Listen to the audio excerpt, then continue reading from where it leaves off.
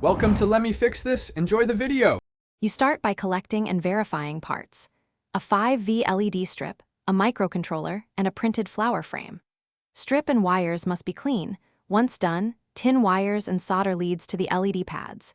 Make sure to insulate joints with heat shrink and secure short test runs to confirm polarity. While you wait for glue to set, mount the diffuser dome loosely to check fit and gap spacing, because this affects final light diffusion and bloom shape. Once the basic assembly holds, route wires neatly through the stem and into the controller cavity so they aren't pinched during final assembly.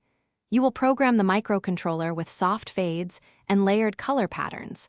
Start with conservative brightness settings to reduce heat.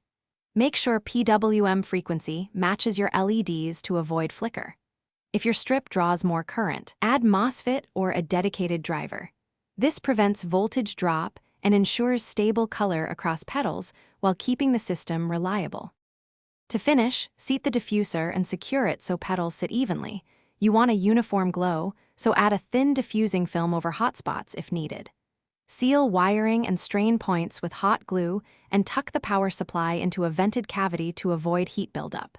Test for an extended period to confirm stability. If flicker or overheating occurs, lower brightness, add ventilation, and recheck ground continuity and solder joints.